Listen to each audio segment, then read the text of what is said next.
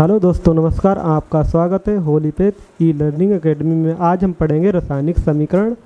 तो दोस्तों, रासायनिक अभिक्रिया क्या होती है? जब एक या एक से अधिक पदार्थ आपस में क्रिया करके नए पदार्थ का निर्माण करते हैं तो ऐसी अभिक्रिया को हम क्या कहते हैं? रासायनिक अभिक्रिया कहते हैं। जैसे कि कार्बन और ऑक्सीजन जब आपस में मिलते हैं तब क्या बनता है? कार्बन डाइऑक्साइड बनता है। और दोस्तों, हम पढ़ेंगे रासायनिक समीकरण क्या होता है। रासायनिक समीकरण कि जब किसी रासायनिक अभिक्रिया को अभिकारकों एवं उत्पादों को जो है प्रतीक एवं क्या रासायनिक सूत्रों के रूप में जो है लिखते हैं तो उनको क्या कहते हैं? हम रासायनिक समीकरण कहते हैं। जैसे कि ए और बी कोई क्या है? अभिकारक हैं। तब इनकी जब आपस में रिएक्शन होती तो हमें ए बी क्या एक उत्पाद प्राप्त हो जाता है। रासायनिक अभिक्रियाओं के प्रकार, पहली हमारी रासायनिक अभिक्रिया है संयोजन अभिक्रिया। ये संयोजन अभिक्रिया का मतलब होता है कि जुड़ना, यानी इसमें क्या होता है कि दो या दो से अधिक पदार्थ जो होते हैं वो आपस में क्या करते हैं? जुड़कर क्या एक नए पदार्थ का निर्माण करते हैं। जैसे कि हमने क्या लिया? मैग्नीशियम लिया और ऑक्सीजन लिया है। तो हम ये क्या हुआ कि दोनों आपस में जुड़कर क्या बन गया? मैग्नीशियम ऑक्साइड बन गया। दोस्तों, अब दूसरी अभिक्रिया आती है वियोजन अभिक्रिया।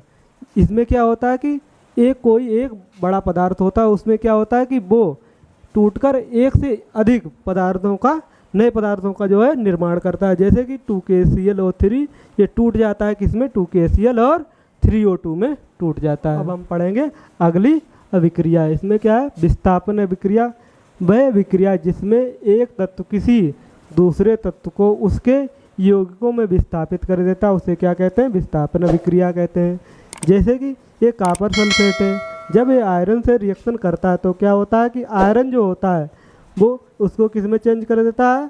फेरस सल्फेट में। और इसमें क्या हमारा विस्थापित हो जाता है?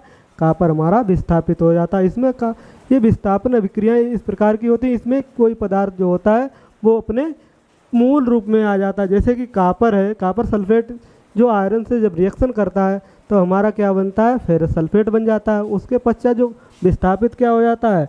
कॉपर सल्फेट से कॉपर हमारा विस्थापित हो जाता है। इस प्रकार इस रिएक्शन को हम क्या कहते हैं? विस्थापन अभिक्रिया। ऊष्माक्षेपी अभिक्रियाएं। दोस्तों, ऊष्माक्षेपी वे अभिक्रियाएं होती हैं जिनमें क्या है? अभिक्रिया के फलस्वरूप ऊष्मा निकलती है। जैसे कि हम क्या करते हैं? प्राकृतिक गैस को क्या करते हैं? वायु की उपस्थिति में जलाते हैं। जैसे प्राकृतिक गैस क्या होती है? प्राकृतिक गैस दोस्तों मीथेन होती है। इसको जब हम ऑक्सीजन के साथ जलाते हैं तो हमें क्या प्राप्त होता है? कार्बन डाइऑक्साइड क्या प्राप्त होता है? Carbon dioxide.